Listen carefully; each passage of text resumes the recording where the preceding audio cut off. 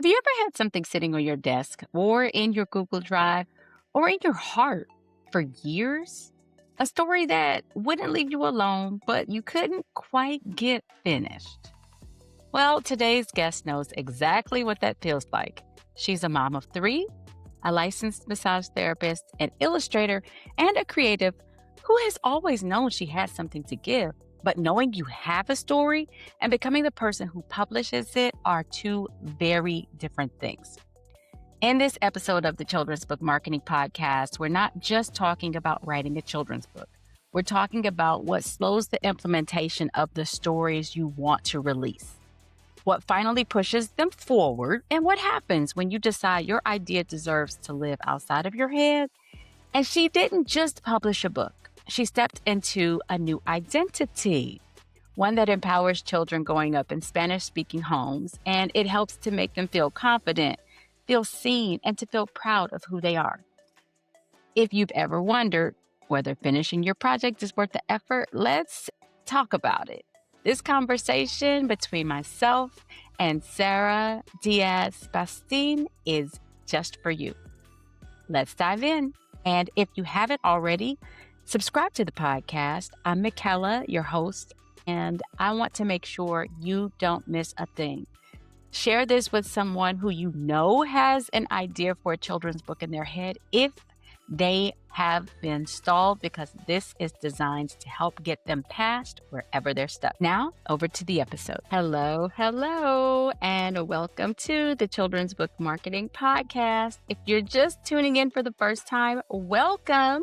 Glad to have you join us today. I have Sarah Diaz-Bastin in the interview seat, and the reason we are talking is because we want to make sure you can see what goes on behind the scenes when you start a project, put a pause in it, and then you have to come back to it. Life happens, and sometimes it's easier to go about getting things done when you've had some experiences and you've had some time lapse. And that's one of the things that makes Sarah's story unique. She created a series of books, not just one.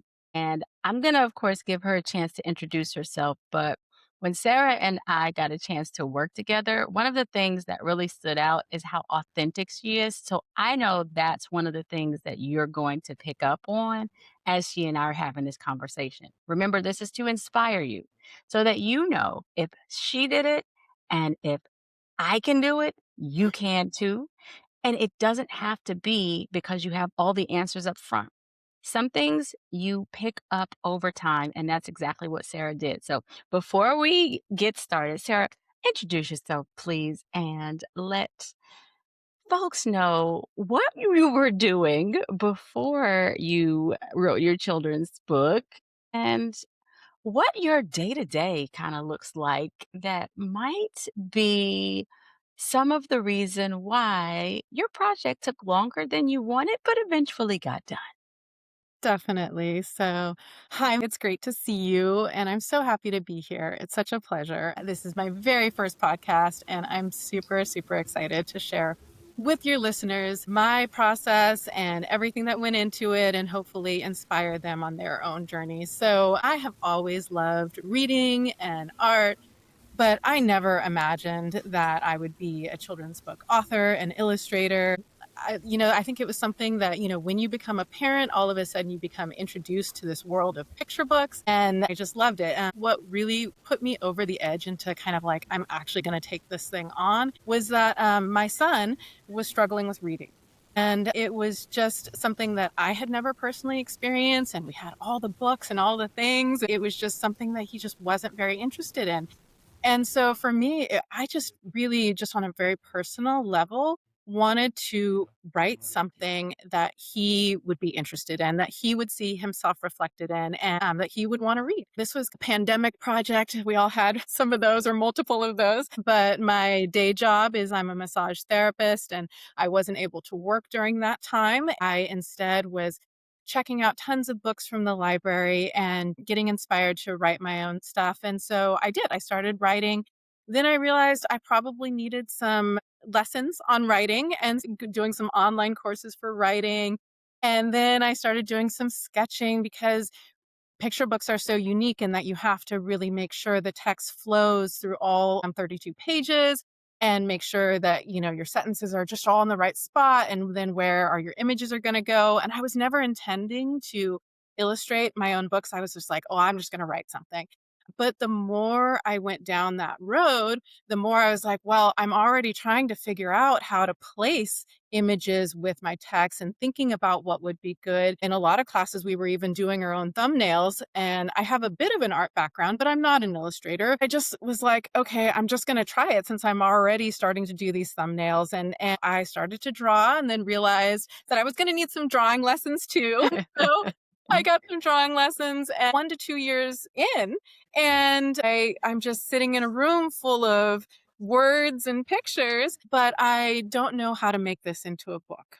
And so that's when I started looking around for advice on how to make this actually become something real. That's when I found you, Michaela. I found your podcast, and it was kind of like I was just in this hole with words and pictures, and I was like, "Help me!" And she's like, "It's okay, Sarah, because I made a ladder."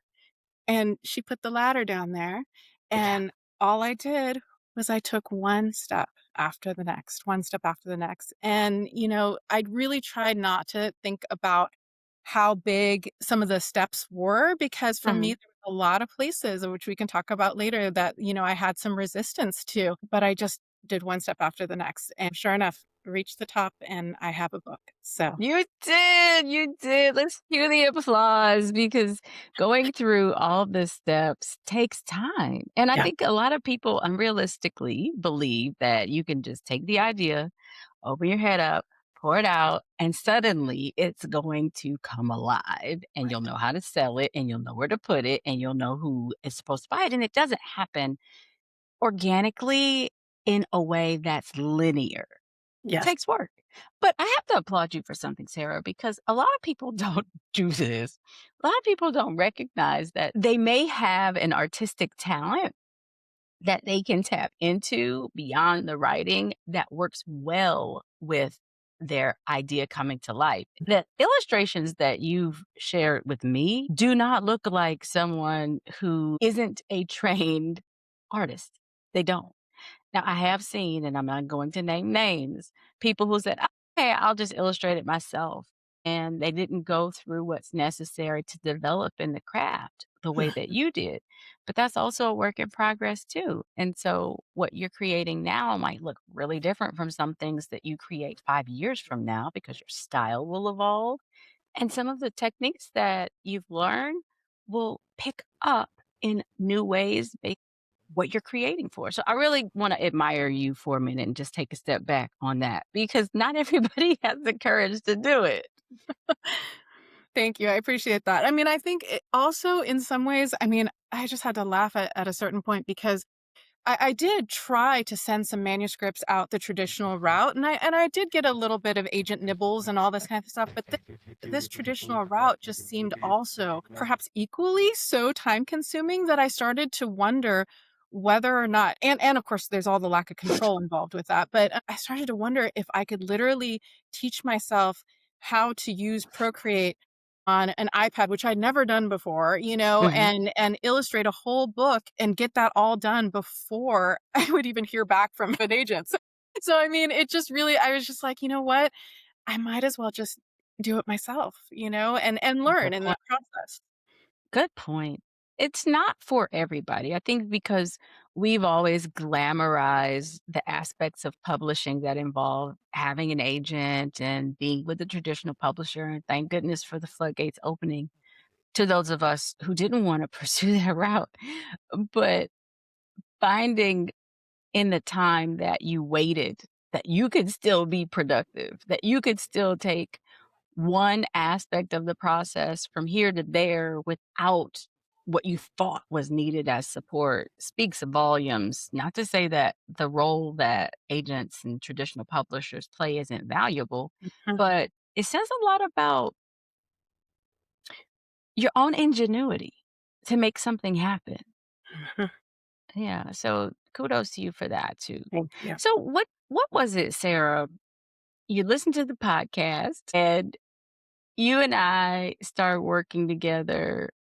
But between finding out about the podcast and making your choice to go the next step, what was it that made you feel like this book had to be finished? Like it was worth you moving forward with it and not leaving it half done, not Yeah. allowing it to go another year without being completed. Yeah, I think I have always loved the beginnings of projects. I have always loved being an idea person. That has been something that has been both a blessing and something that I have struggled with because finishing has not always been a strong suit. There is something that has been about parenting and parenting three little kids all at once that has changed my relationship with time as I have gotten older, thinking about, well, what is it that's important for me to do? What do I actually have the time? And when I mean the time, I mean like I have 15 minutes or I have 20 minutes or I have 30 minutes. It's not like I have all day. Right. What do I have the time to fit in? I just realized that you know, for all the parents and caregivers out there too, I mean, this is the hardest job and this is a job that takes incredible amounts of discipline. And I think that that is the training that actually got me to be able to get to this point. The Is motherhood. it's motherhood. Absolutely. Ah, Yeah. yeah. And I think and also just the setting aside of ego, and how you have all sorts of big dreams and all kinds of stuff and just be just like, no, let's just make one small dream happen. Yeah. In Like the margin. there's nothing wrong with that. There's nothing wrong with this small little dream and just finishing it. No, and we have to do these things in the margins because the demand on our time leaves far less for us to pursue our own projects all in one sitting Yes. than maybe attending to the needs of everybody else who has, of course, the most immediate need of the moment. Mhm. We stay up late. We get up early. Well, I stay up late. I don't want to get up early. And we manage with what we have because the timing doesn't take away the desire. Right. It just shifts the finish line, if that Mhm. makes sense. Yeah. So, yeah, I could totally see how we're gonna get this done kind of attitude is what allows you to keep pressing through all of the distractions, all of the Mhm. interruptions. So you get to that point and you're like, "Yep, we shift from I think I can do this to I know I can do this to Mhm. I'm doing this." And you got the structure that you needed and you got the format that you needed to follow to get it done. Tell me what that process was like for you because everybody goes through it differently. Some people sprint through it and then just Mhm. like, check this box, I'm done. Okay, MICAELA, review it, give me some feedback. And Mm. then some people are like, you know what? I'm not really sure if I'm doing what I'm supposed to be doing. So talk a little bit about where you went emotionally as you were going through this and Mhm. maybe some of the things that stand out for you now that as you look back on it you grew as a result of going through this process. Yeah, I think coming to understand that this happens in passes, it happens in iterations, and you don't have to have something perfect in the first time around. That has been the biggest thing. Being patient with this is one of 20 edits that I'm going to need to make.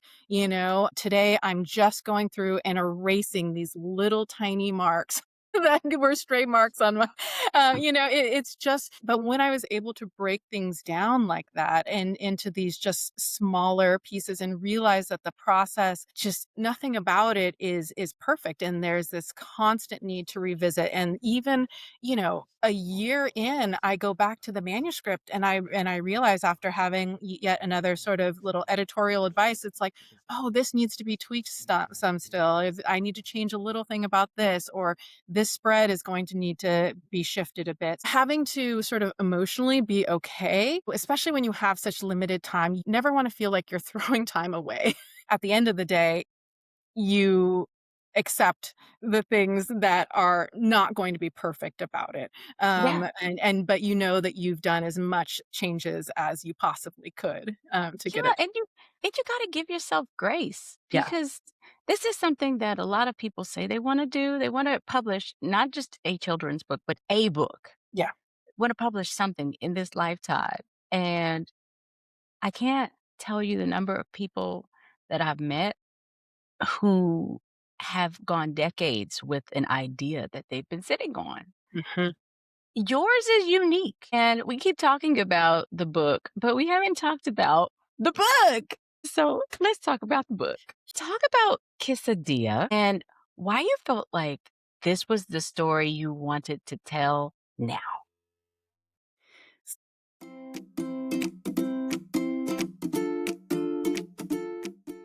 Quesadilla is it's a sort of joyful Spanglish picture book about a hungry big kid in training who is frustrated and having some big emotions about waiting for a quesadilla. It's also about a mom juggling the needs of multiple children and inviting her son to help using humor and love. And this was a starting point because it's pulled from real life. This is the story of my life. I had twin girls when my son was 21 months old. My twin girls were born, and life was just total chaos. And it's very autobiographical for me. Did you sleep, Sarah? So my God bless my parents who came and they lived with us for 6 months because I literally did not have enough hands. And of course, my husband as well. But I think I started with this book also because I really care about the importance of boys' literacy, getting boys to read. And the main character is a little boy who's sort of navigating this transition from independence to, maybe still needing mommy's kisses. And I wanted to also show this idealized sort of on my very best day moment, Yeah. of motherhood where you can sort of parent joyfully. Kids solve, their emotional issues with grace and helping them transition out of frustration and into helping behavior. And that's something I also really believe in is that kids, and especially boys, should be encouraged to, help in the house and help with their family. And you see all of that love in the book. I see it. And the book is filled with images that are just absolutely adorable and they make you hungry. It's just those moments that we can all relate to as parents who create space for our children to help us in the kitchen. And of course, they may or may not be able to do much depending on how old they are, but just the show of initiative and the way that we respond to them encourages them to keep doing it. So I don't think there is a family, whether there are 3 children or 2, or like in my case, 1, that can't see themselves in this story in some way. I have really good news and a very special thank you. So, first, the good news. The good news is that the Children's Book Marketing Podcast, now running since 2020, recently received a recognition that I am pleased to share with you, and it is something that I wasn't expecting.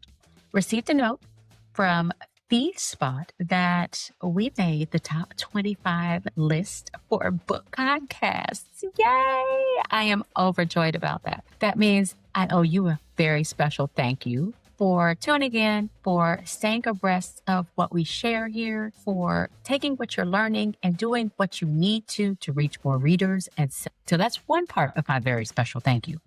The other part of my very special thank you is an invitation to be in the guest seat for the Children's Book Marketing Podcast. Now, you might not know this, but authors, as well as educators, organization leaders, literacy advocates, and potential sponsors listen to the Children's Book Marketing Podcast. And based on what I've learned, this has been such a unique way to increase visibility. So I want to give you that chance. This is where you can generate social media buzz from the posts that we release on your behalf. This is where you will receive some of the short form clips that will make it even easier for you to convey what you do, who you serve, and who would be a good partner for you. I would be remiss if I didn't give you this opportunity because I want to say, from the bottom of my heart, thank you for being an active listener. Now, if you're interested, we want to make sure you're equipped, confident, and ready for your podcast interview. So find out all the details at childrensbookmarketing.co/starter kit, because we will get you ready for your interview on the podcast. And if you're open to it, give you a little bit of a nudge to make it so that this isn't the only podcast that you set your sights on. So you're ready to extend your brand and tell your story, which is so powerful. Not just the story of your book, but the story behind why you wrote your book.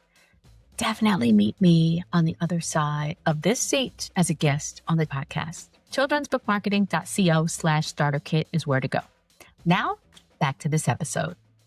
So you mentioned something about it being in Spanglish. And I want to understand a little bit more about why that's important to you, because you have a lot of children in the United States who are on the West Coast, they're on the East Coast, they're on the South, they're learning their native language. And they weren't born into the country that their family originates from. But of course, we want to keep the culture alive. Mhm. We can do that with the food, we can do that with the language. But why is that important to you? Yeah, one of the reasons, especially why I didn't want to just do either just an English or just a Spanish book, was because the community that I live in California is about, 85% Hispanic Latino. And my own grandparents are from Mexico. The way that people actually talk in their real life is a mixture of English and Spanish. I just wanted to kind of normalize that use of language and bilingualism, the biculturalism that is very present. Our public schools here, which my kids go to, again, over 85% Hispanic Latino. It would be remiss of me not to approach the story in a way that, brings in the people in this community, the people that we are a part of. And that type of picture book with that sort of just Spanglish integrated naturally may not be something that is out there a lot. Either you have just the Spanish or the English. And so I just thought it would be fun to incorporate it. And it's mostly in English, but you understand the Spanish contextually. And then, of course, it's also just fun to not just, I love wordplay and kids love wordplay. And it's fun to play with words in two languages instead of just one. It is. And the mashup is something that you can have a lot of fun with forever, because your kids who are reading this aren't going to forget why it's called Kiss-A-Dilla. Right. Right. Kiss and quesadilla, put them together, that's what you have. And okay, so if you're going into a classroom and a teacher was to invite you and they're like, "Hey, Sarah, we want you to come in here and share your book." What does the experience look like that you create for them? Because you've got three things going. Of course, you're able to fit right into that space because that's a space that you once occupied as a Mhm. parent with elementary age children. Mhm. But then you're an artist because you're an illustrator, and you're Mhm. also an author. So you mash those together, Mhm. and what do you get in an experience to bring this book alive more? Yeah, well, I think definitely I'm gonna see, because I have my first preschool read aloud coming up. Yeah. But I think it lends naturally to also just, coloring or talking about your favorite foods, introduction to like how we cook in the kitchen or how we become helpers. One of the things that I really like, I mean, I don't consider this like necessarily a traditional SEL book, social emotional learning book, but I think it really does deal with some of those themes. And one thing that, of course, kids deal with all the time is frustration about not being able to, have what they want in the moment, right? And a lot of times frustration is just energy that doesn't have a direction. Talking to kids, I think bringing up, like how, we change directions and how we move that energy from one state to the other, because that's one of the things that I think the kids are going to enjoy in the read aloud, is kind of seeing this kid who's it, because I Mhm. wanted to make it exciting for the kids. So there is a full meltdown. and Yeah. and so how we go from full meltdown, integrating back into the family group and transforming that energy that was oppositional to being actually helping with the family and coming back in a really sweet way. Yeah, yeah. When what are some of those things that you want to stick for a child when they read this, when they hear it, when they experience it? What are those things that you want them to tell their parents when they get home about this author lady who showed up in the kindergarten, the pre-K classroom? What do you want them to say about you? Yeah. What I'd love the kids to remember is the warmth and the fun. There's, the repeated refrain with Kiss-A-Dilla, because the mom keeps offering the kiss and the son keeps saying no, no, no, so there's a real back and forth that I think that the kids will really relate to. And seeing also in the background, I think it was really just for the kids too, is so the mom is also dealing with the little twin sister chaos that's happening. And so there's these little Easter eggs for the kids to notice how in the background the twins are getting, more and more chaotic antics. Any kids who have either little brothers or little sisters can really enjoy kind of the silliness with which the twin sisters are portrayed. And so I think that they'll just think that it's funny and cute, hopefully, and also I think that maybe inspired to help around the house and help make some dinner. That's always helpful, right? Yeah, I can use that. I remember one of our conversations took us someplace with an idea, and we go lots of places when we're talking about branding. And I'm reminded of this gold mine that I think you are sitting on, where it relates to your illustrations coming to life in environments where there's food inspired by Spanish speaking culture.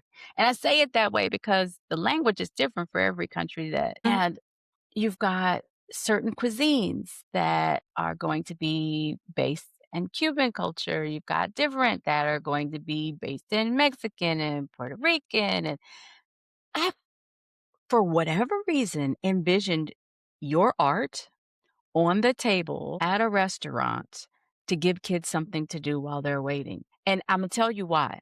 We go to a Mexican restaurant up the street from the house often, and we've probably gone enough times for Mason to know all the things to do on the front and mhm, on the back, and a tremendous branding opportunity for you. I've envisioned this happening, so I just am claiming it for you. mhm, Is that yours is going to be that activity page mm, that kids take, and they're waiting, and they're having fun, and they're mhm. doing the things that you want them to see and do while they're waiting. And Sarah, I don't know when you're gonna make it happen. I'll pencil that in between this and that. You have to do something like that because the opportunity is far too vast where you live, where Mhm, I live. I mean, I'm in Atlanta in Georgia. I live in what I was told is the second most diverse county in the state, and I mhm. don't live in the city of Atlanta, I live just north and outside of it, but every culture collides here, Yeah, yeah. which makes me happy because I like Wonderful. to eat. But yeah, in addition to the classroom engagement, what else do you have in mind for bringing the story to readers in fun and unique ways? I know you're cooking up some stuff over there. No pun intended. So I am planning to go to some local libraries and local bookstores and offer a reading preschool. And definitely once I do the first local one, maybe branching out into a few other local preschools. But I know that there's also, I'm very interested in early literacy, and I spend a lot of time volunteering at my kids' library, school library. So I do want to reach out to early literacy organizations and see if they might be interested in a locally produced and printed in the United States book. And so, yeah, I think I'm just going to continue kind of trying to grow it organically. There's also some artisan makers fairs that are local, and I was thinking that might be a really nice place to check out and see if people are interested, people out and about with their families on the weekend, and maybe they need to go home with a new book. Maybe they do. And your launch stack of activities and promotions is chock full of the right kind of activities because it's interactive. Sure. It's very much you showing up for your book, for yourself, for your community. And if people are looking for you, you have the website. Mhm. I'll make sure there's a link to it. Talk a little bit about what they're going to find on the website and just share where educators and families can connect with you if they want to bring your art and your stories into their environment. Sure. So my website is called sueñobooks.com, Sueno books.com. Sueño means dream in Spanish. The website, it tells a little bit more about myself. It tells about the launch of this book. Yeah, I would love to make more connections and see where else I can bring the book and the inspiration and all that. Instagram, if people want to see any of my illustrations or know anything more, a little bit about my process. I'm at sueño.books. Awesome. Well, links will be provided so that you can check out Sarah online, follow her, and see the work that she's been doing because it is impressive. Also, for what she's gone through, if you're thinking about this being something you want to make happen this year, know that you are empowered to be able to do it. A children's book does not come to life overnight, not even over a few weeks' time. But when you go through this process, as you are looking for resources and support, stay in tune with the Children's Book Marketing Podcast to get insights for everything from launch to printing and all of the things in between. Thanks for tuning in. Really appreciate you joining us. And Sarah, thank you for gracing us with your presence because you are not just an inspiration, but you're somebody who walks in confidence. And that is always encouraging to see. Oh, thank you so much, MICAELA. I have so much enjoyed all of your amazing advice and support. And I just love how you support and champion diverse books. And it's just been wonderful.